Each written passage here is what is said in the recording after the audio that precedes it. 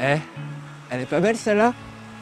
La nouvelle Zontes 310V, après la R et la X que j'ai essayé, et la T, le trail qu'a essayé Eric, voici le Power Cruiser Zontes, délicieux, avec un V comme vacances, avec un V comme virilité, je vais vous montrer.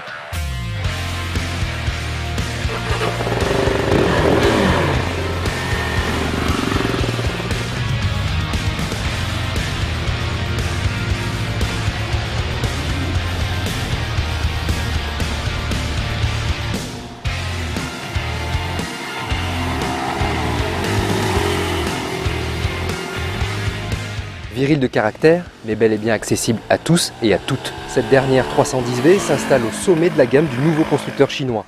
Encore plus techno, ce cruiser A2 dévoile ses différences dès que l'on s'installe derrière son guidon. C'est cool de retrouver les Zontes, et puis celle-là elle est vraiment différente pour sa selle, sa hauteur déjà.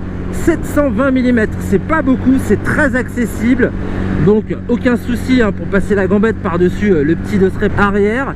Et installé, on est bien Tintin, on est bien maintenu à l'arrière, notamment avec le petit retour de selle là, qui fait office de dosseret et qui maintient le bas du dos mais à la perfection. Franchement, j'ai rien à dire.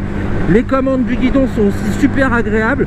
Ce guidon sensiblement ramené vers moi, parce que moi je suis très reculé avec la position de conduite. Je suis pas assis sur la roue arrière, mais presque. Donc du coup, ce cintre il est à très bonne distance pour que j'ai les bras tendus et que je conserve le buste droit. Ça j'adore. En revanche, au niveau des papates, on est feet forward, ça c'est cool, mais moi je pense que j'ai des trop grandes gambettes là avec le premier réglage des repose-pieds. Mais bonne nouvelle, il y a 3 réglages de repose-pieds, donc on peut encore les avancer. C'est bien les positions de conduite évolutives. Et puis là, comme ça, j'ai une vue sur une spécificité de la V, c'est son petit compteur, la TFT couleur, mais d'une beauté. Il y a 4 thèmes qu'on peut mettre en avant. Moi, mon préféré, c'est le Street, qui donne une ambiance vraiment wipeout pour les gamers des années 90. Elle est franchement confortable. C'est pas la selle qui est hyper moelleuse, non, non, non. C'est les 2 amortisseurs arrière qui sont vraiment de très bonne qualité. Et puis si on invite quelqu'un, ça se passe également très bien. N'est-ce pas Adrien? T'en penses quoi toi? Je pense qu'hormis le fait que la selle ne soit pas hyper spacieuse, le petit dosseret alu est bien vu. Pas de poignée passager, dommage pour moi, mais tant mieux pour le look, mais les repose-pieds escamotables sont très bien placés. Après à la conduite ça change beaucoup, parce qu'en fait on a un châssis déjà qui est totalement différent des autres motos de la plateforme Zontes.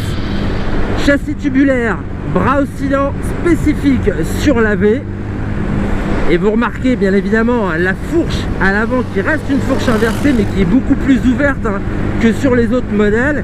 Et à l'arrière, mon bras oscillant qui est rallongé, il maintient une route 180 mm de large. Là on a une moto qui est plus longue, qui est mieux posée, qui du coup s'avère très stable sur les bouts droits.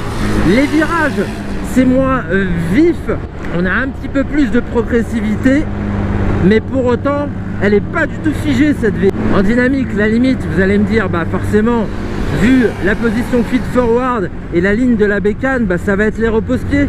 Eh ben non, pas tant que ça. Les repose-pieds ont été quand même bien pensés au niveau de leur placement. Pour moi, la limite, ce sont ces pneus radiales de la gamme CST, alors qu'ils me plaisaient bien sur des tailles inférieures.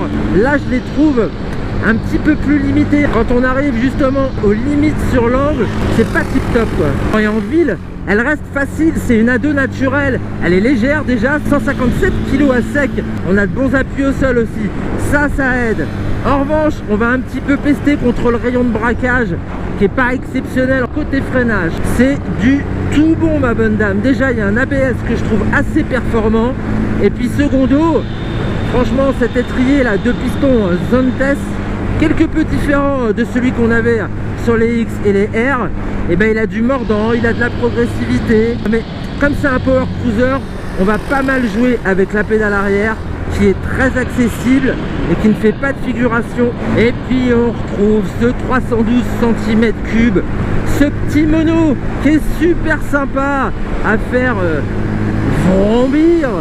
C'est pas le premier à décoller sur les bas régimes. Ensuite, il a une belle montée jusqu'à 6000, mais le plus exceptionnel se passe au-delà des 7000 tours. On sent pas qu'on tire dedans. On a une marche qui est assez sympathique quand on est sur les voies rapides à 130 km/h.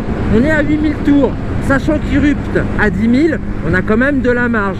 Et puis bon, sur circuit, ouvrez les guillemets, on atteint les 160 km/h compteur en allant juste embrasser la zone rouge de la 310V. C'est beau, hein. J'aurais dû faire poète. Par contre, moi, il y a un truc qui m'embête. Je suis pas trop fan de cette sonorité mono sur ce type de bécane.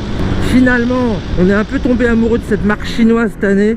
Pour nous, c'est vraiment très novateur en termes de design et en termes d'équipement. Vous le savez, hein, avec Zone-Test, si vous avez suivi déjà nos 3 premiers essais, il y a une foultitude de petits appendices électroniques entre le blocage de direction, l'ouverture de selle, l'ouverture de trappe à essence.